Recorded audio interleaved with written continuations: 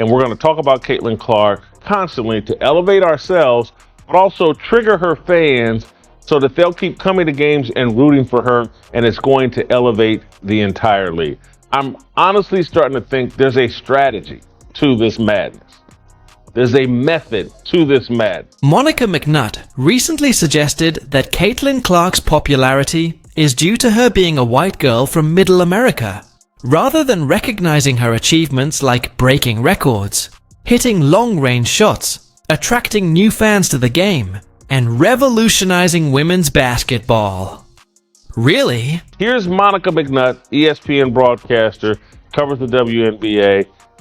Not a bad broadcaster. But she just can't help herself. When given a chance to talk about Caitlin Clark, they're always going to racialize it and try to demonize Caitlin Clark's fan base. In this video, we're calling out this absurd opinion that's got basketball fans fuming, along with Jason Whitlock's scathing response that had McNutt on the defensive. The disrespect toward Clark has hit an all-time high, and it's time to uncover what's truly going on. Are you ready? Let's dive in. Why her? Same thing. Why her? Well, I was just about to say same thing for Angel Reese when I had a chance to cover their games, but I think Caitlin represented, and again, some of this to me probably is not fair to her because it was not anything that she said or was truly based on her personality, but she was a white girl from the middle of America. Monica McNutt really just tried to reduce the most exciting player in women's basketball to nothing more than her appearance and hometown in a BBC interview with Caddy. McNutt argued that Caitlin Clark's popularity was because she's a white girl from Middle America, not because of her incredible skills. This dismissive comment sparked immediate backlash on social media, with fans calling out McNutt for undermining Clark's groundbreaking impact on the game. And so she represented a whole lot to a lot of people, whether that is truly what she prescribed to or not. We can all say she is a dynamic basketball player and a force both on the court and the marketing sense. But I do think, same thing with folks that may have fallen in love with Angel Reese that may or may not have agreed with everything they had to say either. We attach our fandom to these icons for all types of reasons. Let's set the record straight. Clark isn't breaking viewership records because of her background. She's doing it by smashing the NCAA scoring record, sinking logo threes that leave defenders in the dust, pulling off no-look passes that would make Larry Bird proud, and showcasing court vision that completely changes offenses.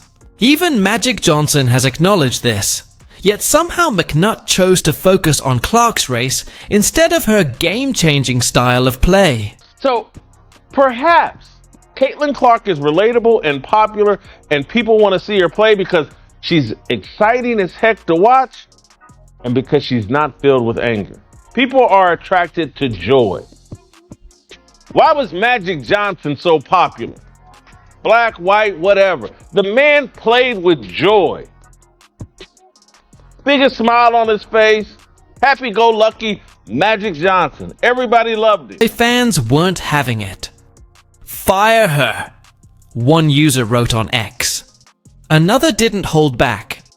This woman does. Nothing but give bad takes. I have no idea why she's even on ESPN. The backlash wasn't confined to any one group.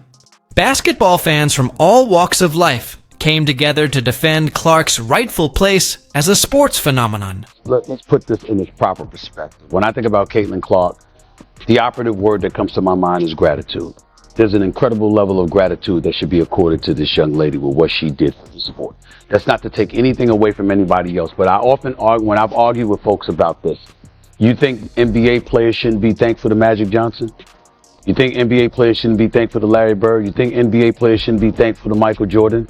Because guess what? There were great players that were in the sport before they ever arrived, who did everything they could to make the NBA what it was.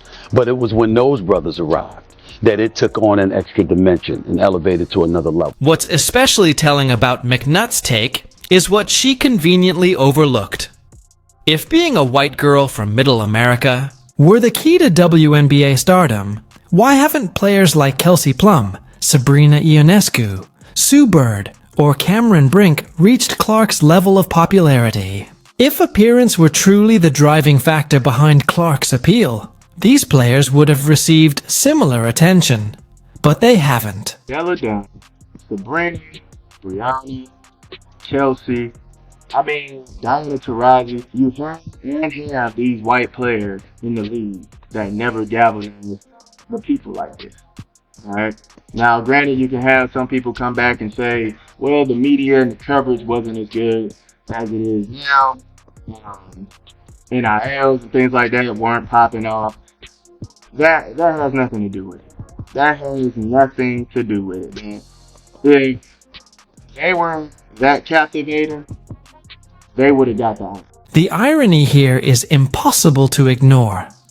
In attempting to make a point about representation in sports, McNutt ended up diminishing a female athlete who's doing more to grow women's basketball than almost anyone in history. She reduced Clark's hard work, dedication, and generational talent to nothing more than her identity, all while claiming to support women's sports. And when you add in that she shoots logo threes, passes the ball like Magic Johnson and Pistol Pete Maravich,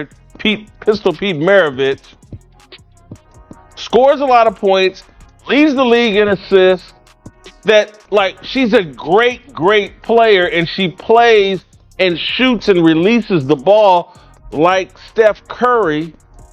So there's the attraction to the exciting style of play. The backlash against McNutt has been so intense that fans are calling for ESPN to reconsider her role.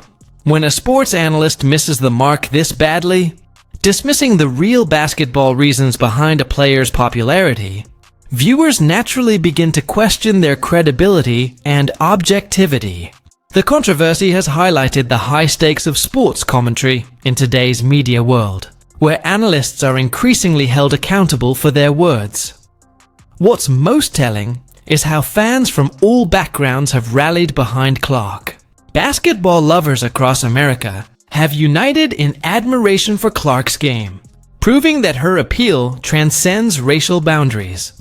This widespread support emphasizes the power of sports to bring people together, not divide them along demographic lines. They can't have that discussion, and so they keep it real simple, and they give simplistic answers because they're not willing to have the true discussion about why Caitlin Clark is so popular. She reflects values that are relatable to kids who come from two-parent homes. That's regardless of color. Kids that come from two-parent homes can relate to Caitlin Clark because they have more in common with her values and the way she presents herself.